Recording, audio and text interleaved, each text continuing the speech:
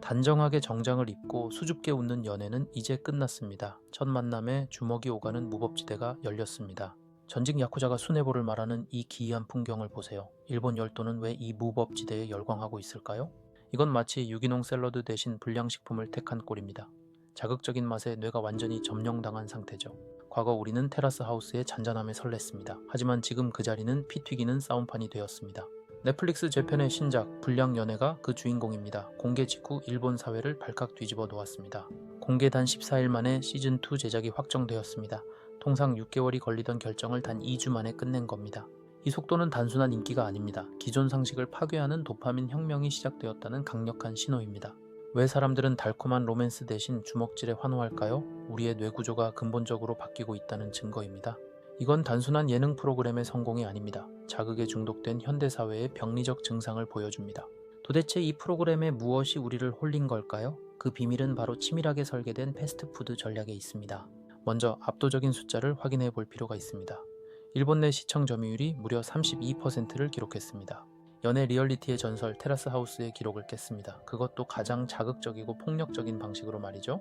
출연자 키짱의 인스타그램을 보면 더 명확해집니다. 방송 전 1만 2천 명이던 팔로워가 폭증했습니다.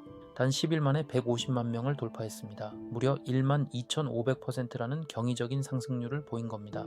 틱톡에서는 관련 해시태그 조회수가 5억 뷰를 넘었습니다. 일본의 MZ세대가 이 콘텐츠를 씹고 뜯고 있는 셈이죠. 하지만 이 숫자의 이면에는 불편한 진실이 숨어 있습니다. 바로 물리적 충돌, 즉 폭력의 빈도입니다. 데이터 분석 결과 회당 평균 4.2회의 난투극이 발생합니다. 일반 예능이 0.1회인 것과 비교해보세요. 무려 40배나 높은 자극을 쏟아붓고 있는 겁니다. 시청자가 지루할 틈을 주지 않겠다는 제작진의 의도입니다. 이 전략은 적중했습니다. 시청자 이탈률이 15%나 줄었습니다. 욕하면서도 끝까지 보게 만드는 마법이죠. 이것은 전형적인 패스트푸드 마케팅과 같습니다. 영양가는 없지만 강렬한 맛으로 미각을 마비시키는 겁니다. 우리는 지금 연애를 보는 게 아닙니다. 도파민 주사를 맞고 있는 겁니다. 그것도 아주 고용량으로 말이죠. 넷플릭스는 알고 있습니다. 갈등이 터질 때 시청 시간이 늘어난다는 데이터를 이미 확보하고 있었을 겁니다. 그래서 의도적으로 빌런을 캐스팅했습니다. 야쿠자, 폭주족 출신을 섭외해 갈등의 불씨를 키운 것입니다. 시청자들은 말합니다. 가식적인 연애에 질렸다고요? 날 것 그대로의 본능에서 카타르시스를 느낀다고 합니다. 하지만 정말 그럴까요? 우리가 원하는 게 진짜 리얼리티일까요? 아니면 더 강한 자극일 뿐일까요? 이 현상은 도파민 내성 함정이라 부를 수 있습니다. 평범한 자극으로는 더 이상 설렘을 느끼지 못하는 단계입니다. 마치 매운맛에 중독된 혀와 같습니다. 더 맵고 더 짠 음식이 아니면 아무 맛도 느끼지 못하게 된 거죠. 기존의 썸이나 설렘은 이제 싱거운 유기농 식단이 되었습니다. 건강하지만 도파민은 나오지 않는 겁니다. 제작진은 이 함정을 정확히 파고들었습니다. 순수한 사랑 대신 생존 본능을 자극하는 싸움판을 벌였습니다. 결국 우리는 사랑을 구경하는 게 아닙니다. 콜로세움의 검투사들이 흘리는 피를 보며 열광하고 있는 셈입니다. 하지만 다른 시각도 있습니다. 이것을 단순한 자극제가 아닌 일본 사회의 억눌린 본능으로 보는 시각입니다. 한번 상상해보세요. 겉으로는 평온하고 예의 바른 일본 사회입니다. 그 내면에는 무엇이 끓고 있을까요? 출연자들의 갸루 패션과 폭주족 스타일은 90년대의 향수입니다. Y2K 레트로가 폭력과 결합한 형태죠. MZ세대에게 이 불량함은 힙한 문화로 소비됩니다. 기성세대의 질서에 반항하는 새로운 아이콘이 된 겁니다. 지금 넷플릭스는 바로 그 틈새를 노렸습니다. 억압된 사회 분위기를 뚫어줄 강력한 송곳을 제공한 셈입니다.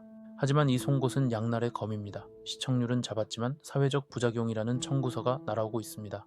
시민단체들은 우려합니다. 야쿠자와 폭력을 미화하여 청소년들에게 잘못된 영웅 심리를 심어준다는 겁니다. 실제로 틱톡에서는 불량한 행동을 모방하는 챌린지가 유행하고 있습니다. 가상과 현실의 경계가 무너진 거죠. 이것은 시스템이 설계한 도덕적 해이입니다. 플랫폼은 조회수만 챙기고 뒷수습은 사회에게 떠넘기고 있습니다. 규제의 사각지대도 문제입니다. 방송법은 OTT를 막지 못합니다. 무법지대에서 폭력은 돈이 되기 때문입니다. 정부와 OTT 기업 간의 갈등이 시작되었습니다. 규제 가이드라인을 신설하려는 움직임이 급물살을 타고 있죠. 여기서 역설이 풀립니다. 왜 일본이 열광했는가? 억눌린 사회와 규제 없는 기술이 만나 폭발한 것입니다. 이 폭발력은 엄청납니다. 한국을 포함한 글로벌 12개국에서 톱 10에 진입했습니다. 전염성이 강하다는 뜻이죠. 한국 예능계도 긴장하고 있습니다. 순한맛 연애 예능은 이제 설 자리가 없다는 위기감이 감돌고 있습니다. 이미 유사한 콘셉트가 기획되고 있을 겁니다. 전과자나 소외계층의 연애를 다루는 스피노프가 나올 수 있죠. 우리는 갈림길에 서 있습니다. 더 강한 자극을 쫓아갈 것인가? 아니면 이 도파민의 늪에서 멈출 것인가? 이 흐름을 막을 수는 없습니다. 자본은 언제나 가장 효율적인 도파민 추출 방식을 찾아내기 마련이니까요. 중요한 건 우리의 뇌가 이 패스트푸드에 어떻게 적응하느냐입니다. 미각을 완전히 잃어버릴 수도 있습니다. 일상의 소소한 행복이 지루해지는 순간 우리는 진짜 소중한 관계를 잃게 될지도 모릅니다. 그렇다면 이 거대한 도파민 실험실에서 우리는 어떤 선택을 해야 할까요? 무작정 끊는 게 답일까요? 이 자극의 뿌리를 찾으려면 시계를 1990년대로 돌려야 합니다. 버블 붕괴 직후의 일본 사회입니다. 당시 사회에 반항하던 양키 문화가 지금 다시 소환된 겁니다. 왜 하필 지금 이들이 돌아왔을까요? 현대의 세련된 연애가 너무 계산적으로 변했기 때문입니다. 스펙을 따지는 모습에 지쳐버린 셈이죠. 반면 이들은 거칠지만 계산하지 않습니다. 시청자들은 이 무식한 순수함에 열광하고 있는 겁니다. 틱톡 조회수 5억 뷰가 증명합니다. 잘 포장된 오마카세보다 투박한 길거리 음식이 당기는 이치입니다. 비단 일본만의 현상이 아닙니다. 글로벌 OTT 시장 전체가 리얼리티의 극단으로 치닫고 있습니다. 미국의 투핫, 한국의 도초기엔 충격이었습니다. 하지만 이제 그 정도는 순한 맛이 되었죠. 우리의 도파민 내성이 그만큼 강해졌다는 증거입니다. 더 센 양념이 아니면 뇌가 반응하지 않습니다. 넷플릭스는 이 데이터를 누구보다 잘 알고 있습니다. 갈등 장면에서 시청 지속 시간이 늘어나거든요.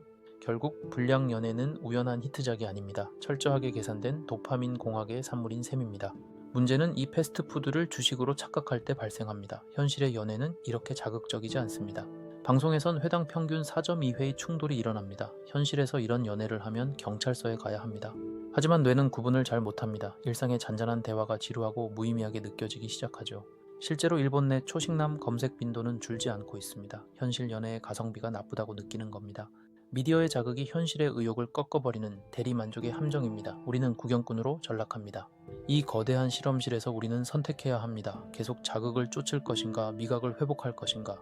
그렇다고 이 재미있는 쇼를 보지 말라는 게 아닙니다. 저도 봅니다. 중요한 건 어떻게 보느냐입니다. 무작정 끊는 건 답이 아닙니다. 패스트푸드도 가끔 먹으면 즐겁죠. 문제는 중독된 식습관입니다. 자, 이제부터 이 자극적인 콘텐츠 홍수 속에서 내 뇌를 지키는 현실적인 방법들을 알아보겠습니다. 알고 즐기는 것과 모르고 휘둘리는 것은 천지 차이입니다. 구체적인 전략 3가지가 있습니다. 첫 번째는 장르 라벨링 전략입니다. 시청 전 이것은 리얼리티가 아니라 판타지 드라마라고 정의하세요. 뇌에게 이건 가짜다라는 신호를 명확히 주는 겁니다. 몰입은 하되 현실과의 경계선을 긋는 셈이죠. 실제 뇌과학 연구에 따르면 가상임을 인지하고 볼 때 도파민의 부정적 영향이 30% 감소한다고 합니다. 두 번째는 현실 보정 시간을 갖는 것입니다. 자극적인 영상을 본 시간만큼 멍하니 있는 시간을 가지세요. 저는 이것을 뇌 헹구기라고 부릅니다. 뜨거운 마라탕을 먹고 나면 물로 입을 헹궈야 맛을 다시 느끼죠. 이 과정 없이 바로 잠들거나 일상으로 복귀하면 잔상은 현실에 대한 불만족으로 이어지기 쉽습니다.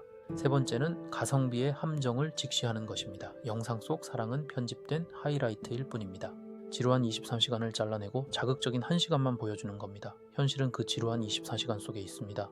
우리가 진짜 사랑해야 할 대상은 화면 속의 키짱이 아니라 내 옆에 있는 평범한 사람입니다. 물론 쉽지 않습니다. 밍밍한 평양냉면 맛을 알기 위해선 자극적인 조미료를 잠시 줄여야 하니까요.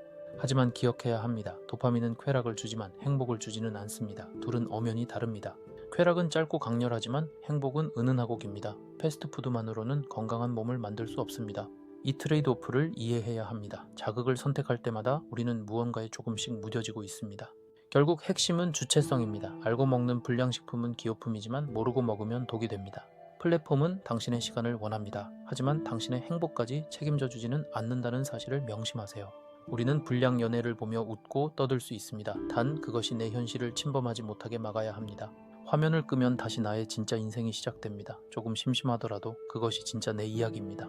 유기농 식단이 맛없게 느껴질 때 내 혀가 망가진 건 아닌지 의심해 볼 필요가 있습니다. 진정한 설렘은 대본에 적힌 폭력적인 고백이 아니라 일상의 서툰 배려 속에 숨어 있을지도 모릅니다. 자극에 중독된 뇌를 쉬게 하고 진짜 관계를 위한 감각을 되찾는 것, 그것이 지금 우리에게 필요한 과제입니다. 우리는 이것을 보지 않을 수 없습니다. 너무 재밌으니까요. 저도 다음 시즌이 기다려집니다.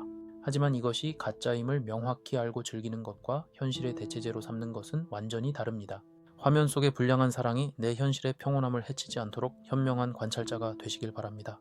도파민은 훌륭한 소스입니다. 하지만 소스를 밥보다 많이 먹으면 속을 버리게 됩니다. 당신의 연애가 드라마보다 심심하다고 해서 그것이 사랑이 아닌 것은 아닙니다. 오히려 더 진짜일 수 있습니다. 자극적인 맛에 길들여져 소중한 본연의 맛을 잊지 않기를 바랍니다. 건강한 관계는 슴슴한 법입니다. 거대한 도파민 파티가 끝나고 나면 결국 남는 것은 당신과 당신 곁의 사람뿐입니다. 이 화려한 쇼를 즐기되 결코 당신의 현실을 내어주지는 마십시오. 주인은 플랫폼이 아니라 당신입니다. 오늘 저녁엔 넷플릭스를 끄고 옆 사람의 눈을 1분만 바라보는 건 어떨까요? 그게 더 리얼하니까요.